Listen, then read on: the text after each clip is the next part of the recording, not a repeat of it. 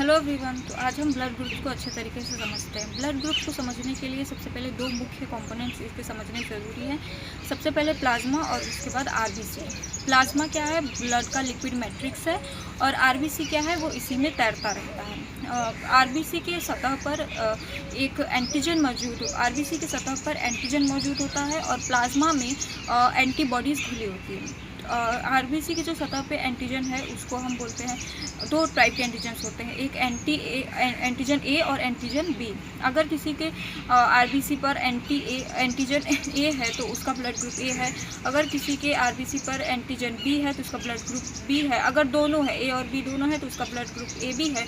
और अगर किसी के आरबीसी पर कोई एंटीजन नहीं है तो उसका ब्लड ग्रुप ओ रहता है। एंटीबॉडीज़, अगर हमारा ब्लड ग्रुप ए है तो उसके अपोजिट हमारा एंटीबॉडीज़ एंटी बी रहेगा। अगर हमारा ब्लड ग्रुप ए बी है तो हमारी एंटीबॉडी एंटी ए होगी। अगर हमारा ब्लड ग्रुप ए बी है तो अगर दोनों है तो हमारे पास फिर कोई एंटीबॉडीज़ नहीं होती है, क्योंकि ये फिर अपने ही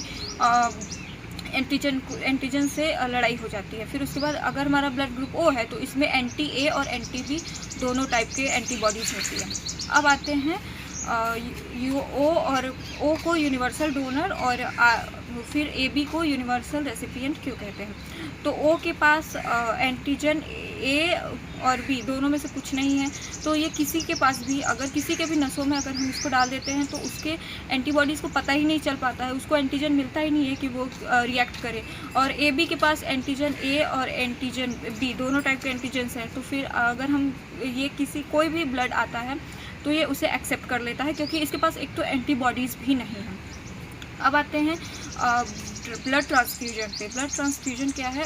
डोनर और रेसिपिएंट और दोनों के बीच में जो ट्रांजैक्शन है उसको बोलते हैं ब्लड ट्रांसफ्यूजन। अगर खून गलती से चढ़ जाता है तो फिर उसको हम इंग्लिश में मतलब बायोलॉजी में हम बोलते हैं एग्लूटिनेशन। जिसमें अगर हमारा ब्लड ग्रुप ए है और अगर किसी ने ब्लड ग्रुप बी चढ़ा दिया ब्लड, तो फिर वो ब्लड कोशिकाएं जो हैं वो सेल्स आपस में भिड़ के और फिर वो एक गुच्छा टाइप का बना लेती हैं, और गुच्छे के बाद वो क्लम्पिंग होने लगती है, तो उसको हम बोलते हैं एग्लूटिनेशन। एबीओ ब्लड ग्रुप की तरह एक और जैसे एबीओ ब्लड ग्रुपिंग होती है वैसे एक और ब्लड ग्रुपिंग होती है जिसको हम बोलते हैं आरएच ग्रुपिंग।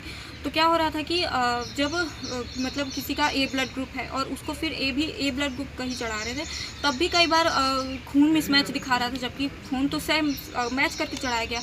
तो फिर पता चला कि जैसे रीसस नाम के मंकी में ब्लड एक आरएच ग्रुपिंग होती है, वैसे इंसानों में भी होती है। और लगभग 80% ब्लड में ये ग्रुपिंग पाई जाती है कि उनके अंदर आरएच ग्रुपिंग है। अगर किसी के ब्लड में आरएच है, मतलब आरएच एंटीजन है, इसको भी एंटीजन बोलते हैं, तो आरएच एंटीजन है तो उसका ब्लड ग्रुप आरएच पॉजिटिव होगा। और अगर किसी में आरएच नहीं है तो उसे बोलते हैं आरएच नेगेटिव। जैसे कि अगर मेरा ब्लड ग्रुप ए है और मेरे पे आरएच एंटीजन है तो मेरा ब्लड ग्रुप ए पॉजिटिव होगा। और अगर मेरा ब्लड ग्रुप ए है और आरएच एंटीजन उपस्थित नहीं है तो उसको बोलते हैं हम आरएच नेगेटिव। ब्लड जो ट्रांसफ्यूजन का एक नियम है कि अगर मैं डोनर हूँ और कोई रेसिपिएंट है, तो मेरा जो एंटीजन है और जो रेसिपिएंट है उसकी जो एंटीबॉडी है वो कभी भी मैच नहीं करनी चाहिए। अगर ये मैच करेगी तो फिर ये क्लम्पिंग होगी और ब्लड मिसमैच की वजह से जो भी ब्लॉकेज एंड ऑल की प्रॉब्लम्स होती हैं वो सब होंगी। तो इसी वजह से ब्लड ट्रांसफ्यूजन के वक्त बहुत ही केयरफुल रहा जाता है ताकि ऐसी क्लम्पिंग की एंड एग्लूटिनेशन की प्रॉब्लम्स ना हो। Thank you.